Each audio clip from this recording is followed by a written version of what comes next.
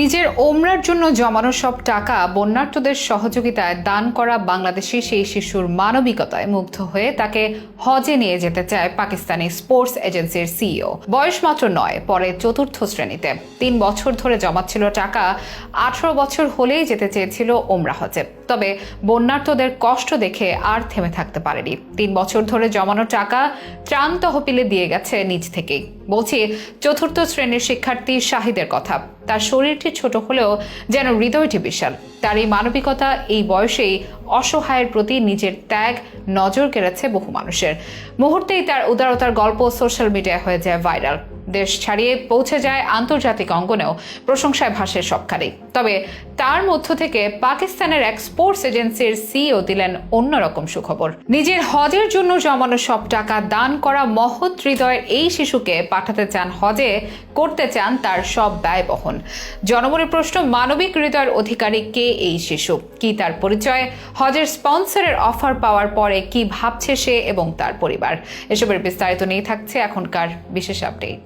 ইতিহাসের ভয়াবহতম বন্যার কবলে দেশের একটি বৃহৎ অঞ্চল। এটি যেমন সত্য, ঠিক তেমনি বন্যার্তদের পাশে দাঁড়াতে এক হয়ে গেছে গোটা বাংলাদেশ। এটি যেন তার থেকেও বেশি সত্য। আজ যেন দেখা মিলছে এক মানবিক ঐক্যবদ্ধ বাংলাদেশের। যে যেভাবে পারছেন, যার যতটুকু সামর্থ্য, চেষ্টা করছেন বন্যার্তদের পাশে থাকার। করছেন আর্থিক সাহায্য, দিচ্ছেন স্বেচ্ছাশ্রম। ঢাকা সহ দেশের বিভিন্ন জায়গা থেকে ট্রাকে করে, নৌকা, স্পিড বোট নিয়ে বন্যায় প্লাবিত এলাকার মানুষজনকে উদ্ধারে যাচ্ছেন স্বেচ্ছাসেবী মানুষজন। অনেকে কাভার্ড ভ্যান, ট্রাক, পিকআপ ভরে নিয়ে যাচ্ছেন শুকনো খাবার, জরুরি ওষুধ, নিরাপদ পানি, চাল, ডাল। কিছু জায়গায় বানভাসীদের হাতে তুলে দেওয়া হচ্ছে নগদ অর্থ। আবার বন্যার্তদের সহযোগিতায় অনেক সরকারি বেসরকারি প্রতিষ্ঠান ও সংস্কার কর্মীরা দান করেছেন একদিনের বেতন। পিছিয়ে নেই ছোটরাও। কেউ তার সাইকেল কেনার জন্য জমানো অর্থ ত্রাণ তহবিলে দিচ্ছে নিজ হাতেই। কেউ বা জন্মদিনে কেক না কেটে সেই টাকা দান করছেন বন্যার্তদের সাহায্যে।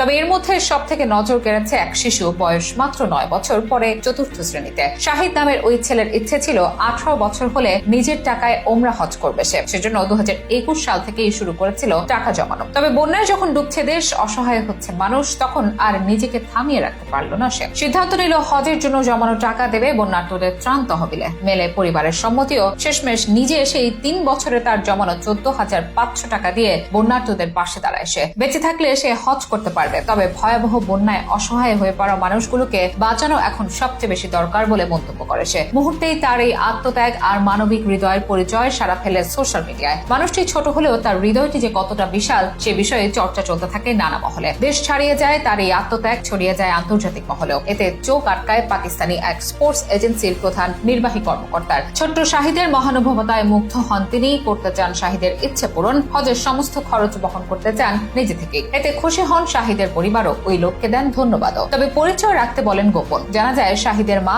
একজন অধ্যাপক। ছেলেকে হজ করানোর যথেষ্ট সামর্থ্য তার বাবা মায়ের থাকলেও শাহিদ চেয়েছিল নিজের টাকায় হজ করতে। পরিচয় গোপন রেখে শাহিদের মা জানান, তার ছেলে 3 বছর ধরে জমাচ্ছিল টাকা, কিন্তু টেলিভিশনে বন্যা দুর্গত শিশু ও অন্য মানুষের কষ্ট দেখে সে তার এই জমানো টাকাগুলো দান করতে ইচ্ছে পোষণ করে। তাই আমি তাকে এই কাজে বাধা প্রদান করিনি। ছেলে নিজে থেকে মানবতার কাজে অংশ নিয়ে মানবিক মানুষ হয়ে উঠুক, এটিই তাদের স্বপ্ন। শেষমেশ স্পন্সর করতে চাওয়া পাকিস্তানি সিইওকে ধন্যবাদ জানিয়ে তার প্রস্তাব ফিরিয়ে দিয়েছেন শাহিদের পরিবার।